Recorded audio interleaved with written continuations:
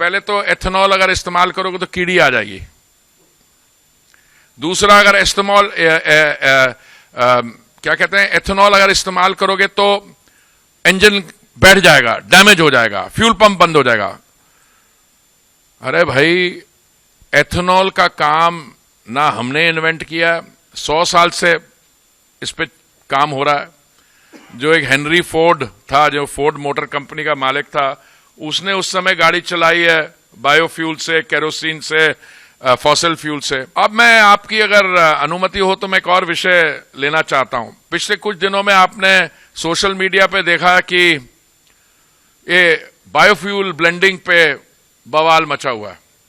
देखिए, for those of you who have worked with me and know me, I am criticism को मैं welcome करता हूं। आपको कुछ लगे कि हम जो काम कर रहे हैं अगर उसमें कोई कमी है तो आप बताइए उसकी, और हम आपकी बात सुनेंगे। हम आपके सुझाव जो हैं उनको हम अपने काम में इनकॉर्पोरेट करेंगे and we will make the correction. But ये तो जो खबरें फैला रहे थे, क्या है कि पहले तो एथेनॉल अगर इस्तेमाल करोगे तो कीड़ी आ जाएगी। दूसरा, अगर इस्तेमाल क्या कहते हैं, एथेनॉल अगर इस्तेमाल करोगे तो इंजन बैठ जाएगा, डैमेज हो जाएगा, फ्यूल पंप बंद हो जाएगा। अरे भाई, एथेनॉल का काम ना हमने इन्वेंट किया, 100 साल से इस पे काम हो रहा है। जो एक हेनरी फोर्ड था, जो फोर्ड मोटर कंपनी का मालिक था, उसने उस समय गाड़ी चलाई है बायोफ्यूल से, केरोसिन से, फॉसिल फ्यूल से। भारत में अगर आ जाए तो इस पे पहली योजना बनाई थी कांग्रेस की सरकार ने।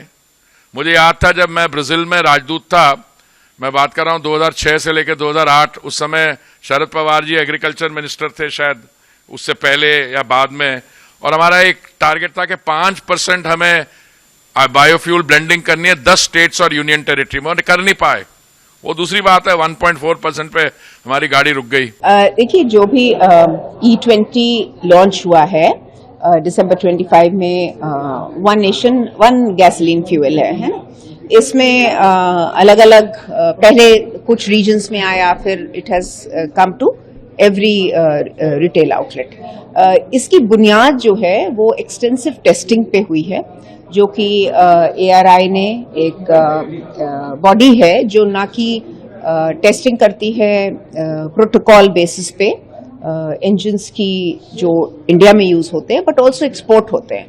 तो उसकी रिगरस टेस्टिंग जो कि both 4 wheeler and 2 wheeler engines पे हुई है, उसकी बेस आउटकम पे E20 has been launched on pan India basis ahead of the mandate of 2030.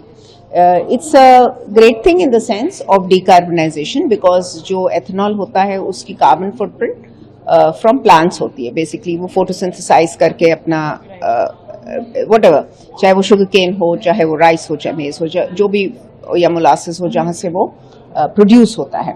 तो footprint हमने carbon की reduce करी, और जहाँ तक इंजन परफॉर्मेंस का सवाल है वो मार्जिनली ड्रॉप होती है। Again it is a function of how you drive.